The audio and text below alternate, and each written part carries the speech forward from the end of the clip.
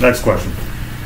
Did the disciples exist? The 12 disciples of Jesus, exist. In your thoughts, how did the legends of their travels and their deaths get recorded? Yeah, no, I don't think. Well, we don't really know. Let's put it that way. So the only ones that we know for sure or have really good evidence for is because Paul says he met Cephas, which means this is Peter, James, and John. He doesn't call them disciples. The word disciple does not appear anywhere in Paul. He just knows them as apostles, and apostles is someone who's received a revelation of Jesus, who appointed them a messenger for the gospel. So at least we know those three names, and they do line up with the top three who are called disciples in the Gospels. The first time they're called disciples is in the Gospels, and the top three are the same three. It's Cephas, James, and John. So there does seem to be a lineup there, and those are probably historical people, or intended to be. I doubt the Gospels record any historically accurate information about them. They're making that up, I think. But they're at least using known people. Now, when you get beyond that, the Gospels don't even agree on what the other 9 people were. And we have no records of them. We can't identify any of the letters that we have as actually coming from them. We have no third-party records of them. The Book of Acts barely knows what happened to a lot of them. And even the Book of Acts is not necessarily reliable because it seems to be making stuff up as well.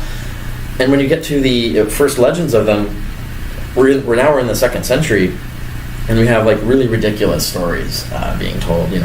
John walks around, goes to an inn, commands bed bugs to obey his will, and these kinds of ridiculous stories. So.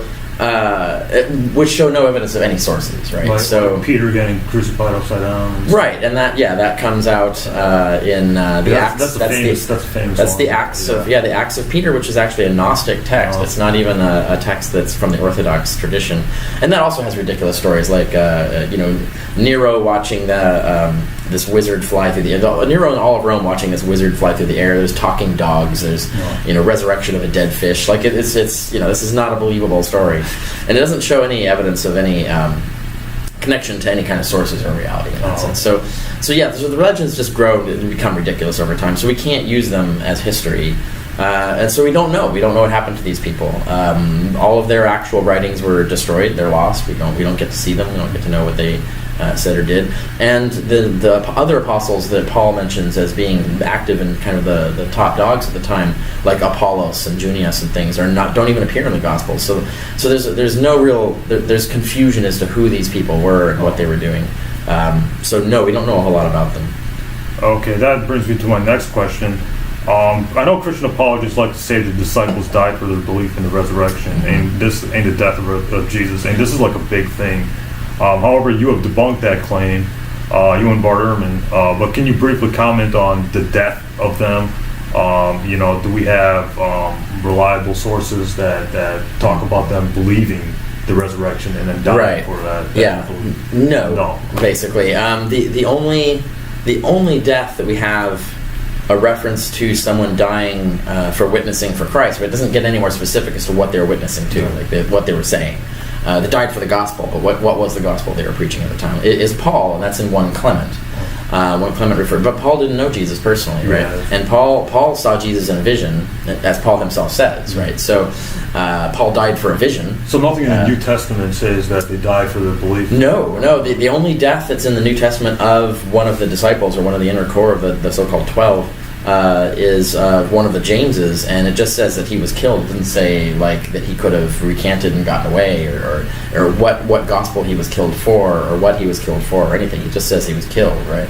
And even that, might not necessarily be a true story. And that's it, really. So after that, it's just legends. We know Peter died. We know, for example, 1 Clement refers to Peter dying, but he doesn't say why or where or for what purpose. Or what gospel he died for, or if he died for any gospel, he might have died of old age or whatever. So we just don't have decent data on what they died for, when they died, and that's it. So it's you really can't build much of a case out of that, right? Okay. We don't have any reliable records about them believing the resurrection and then dying. I'm sorry. the only reason anybody even thought the 12 were martyred. Because Richard Carey said there's nothing in the New Testament that says they died for their belief. That's right. And when you look at the books that say they were, these are wildly unhistorical, fanciful legends where Andrew and Matthias go preach to the cannibals, and Paul is executed by Nero, but then immediately rises from the dead and threatens Nero. You're next. And just all kinds of crazy, fabulous stuff that is much wilder than anything in the New Testament. You're going to take this as history? And even if we knew they were martyred, and we don't know that, you'd have to ask if the Roman inquisitors were in the habit of giving you a chance to recant. We don't know that. I mean, from what we read in the sources we have, they said, I hear you're a Christian, come with me. We don't know that they were like, giving the thumb screws now. You renounce that Jesus guy, right? No, I'm not going to do it. Ouch! Well, there's no reason to think this happened. And so it's just amazing to me what apologists will resort to.